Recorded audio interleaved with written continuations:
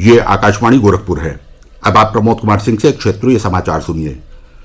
Covid मरीजों की संख्या फिर से बढ़ रही है। श्रोताओं से अपील है कि कोई भी कोताही न बरतें, सुरक्षा के सभी उपायों का पालन करें और 45 वर्ष से अधिक आयु के सभी लोग निसंकोच टीका लगवाएं। सुरक्षित रहें और 3 आसान उपायों का पालन करें। मास्क पहनें, 2 गज दूरी है जरूरी, सुरक्षित दूरी बनाए रखें, हाथ और मुंह साफ रखें। और अब समाचार। प्रधानमंत्री नरेंद्र मोदी ने आज देश में कोविड संक्रमण की स्थिति की समीक्षा की और संक्रमण से सबसे अधिक प्रभावित 10 राज्यों के मुख्यमंत्रियों के साथ बातचीत की। उत्तर प्रदेश, महाराष्ट्र, मध्य प्रदेश, छत्तीसगढ़, केरल, गुजरात, दिल्ली, राजस्थान, कर्नाटक और तमिलनाडु के मुख्यमंत्रियों ने इस वर्चुअल बैठक में हिस्सा लिया। देश में प्रतिदिन संक्रमण के कुल मामलों में से करीब 75% मामले इन राज्यों से हैं। हमारे संवाददाता ने बताया है कि प्रधानमंत्री की बातचीत मुख्य रूप से इन राज्यों में अधिक से अधिक आईसीयू बिस्तर उपलब्ध कराने और कोविड देखभाल सुविधाएं बढ़ाने पर केंद्रित थी। उन्होंने चिकित्सा ऑक्सीजन की उपलब्धता सुचारू करने की आवश्यकता पर भी जोर दिया। बैठक के दौरान श्री मोदी ने महामारी पर रोक लगाने के बेहतर प्रबंधन के लिए जांच तेज करने और लघु रोकथाम क्षेत्र बनाने की आवश्यकता पर फिर बल दिया। गृह मंत्री अमित शाह, स्वास्थ्य मंत्री डॉक्टर हर्षवर्धन तथा वाणिज्य और उद्योग मंत्री पीयूष गोयल भी बैठक में उपस्थित थे। इससे पहले प्रधानमंत्री ने आज सरकार के वरिष्ठ अधिकारियों के साथ भी कोविड से उत्पन्न स्थिति की समीक्षा की। देश में 18 वर्ष से अधिक आयु के सभी लोगों को कोविड टीका लगाने के लिए पंजीकरण 28 अप्रैल से शुरू होगा। लोग कोविन पोर्टल cowin.gov.in पर पंजीकरण करा सकते हैं। केंद्रीय स्वास्थ्य मंत्रालय ने कहा है कि 18 वर्ष से अधिक उम्र के लोगों के लिए कोविन पोर्टल 24 अप्रैल से तैयार कर दिया जाएगा। 1 मई से तीसरे चरण का टीका कार्यक्रम शुरू हो जाएगा। केंद्रीय स्वास्थ्य मंत्रालय ने वयस्क कोविड मरीजों के उपचार के लिए संशोधित क्लिनिकल दिशा निर्देश जारी किए हैं।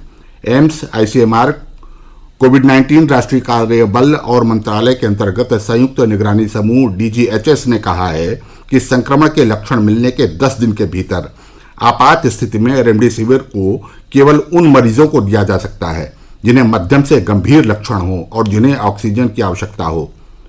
गुर्दे या लीवर की गंभीर बीमारी से जूझ रहे मरीजों को रेमडेसिविर नहीं दी जा सकती।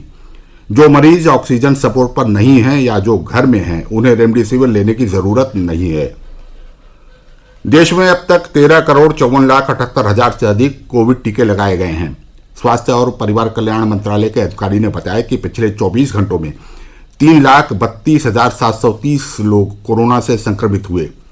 इसके साथ ही संक्रमित लोगों की कुल संख्या 1,62,63,695 हो गई है। कल 1,93,279 कोविड मरीज ठीक हुए। अब तक 1,36,48,159 मरीज स्वस्थ हो चुके हैं। इस बीच कोविड से स्वस्थ होने की दर घटकर 83.92% रह गई है। देश में इस समय 24,28,616 कोविड मरीजों का उपचार चल रहा है। कल 2,263 मौतें हुई। इसके साथ ही कोविड से मृतकों की संख्या 1,86,920 हो गई है। विशेषज्ञों का मानना है कि अगले कुछ सप्ताह में कोविड के मामलों में और गिरावट देखी जा सकती है। मुख्यमंत्री योगी आदित्यनाथ ने आश्वासन दिया है कि राज्य में रोगियों के लिए ऑक्सीजन की कोई कमी नहीं है और सरकार सभी अस्पतालों को ऑक्सीजन प्रदान करने की पूरी कोशिश कर रही है। मुख्यमंत्री ने कल एक समीक्षा बैठक के बाद कहा कि बहुत जल्द राज्य को 1.25 लाख दर्जन रेमडेसिविर इंजेक्शन भी मिलेंगे। उन्होंने अधिकारियों को राज्य के प्रत्येक जिले में कोविड बेड की संख्या को दोगुना करने का भी निर्देश दिया।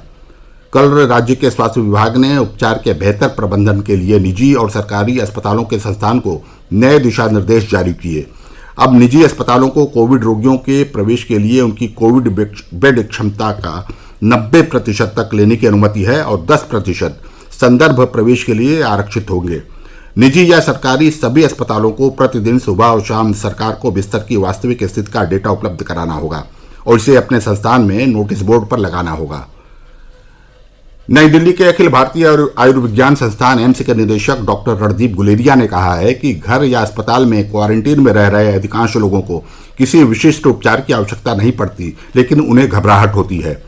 उन्होंने कहा कि कोविड संक्रमण वाले केवल कुछ प्रतिशत लोगों को ही रेमडेसिविर इंजेक्शन की आवश्यकता पड़ती है। एम्स के निदेशक ने कहा कि 85% से अधिक लोग बिना किसी विशिष्ट उपचार के ठीक हो सकते हैं। औरैया जिले से भाजपा के सदर विधायक रमेश दिवाकर की गुरुवार रात मेरठ मेडिकल कॉलेज में मृत्यु हो गई। वो कोरोना से संक्रमित थे। कई दिन पहले उनको गंभीर अवस्था में मेडिकल के कोविड वार्ड में भर्ती कराया गया था। स्वर्गीय रमेश दिवाकर मिलनसार व्यक्ति थे और पहली बार विधायक चुने गए थे। कई राजनीतिक दलों के नेता और गणमान्य व्यक्तियों ने श्री दिवाकर के निधन पर गहरा दुख व्यक्त किया है। इसके साथ ही ये समाचार बुलेटिन समाप्त हुआ। नमस्कार।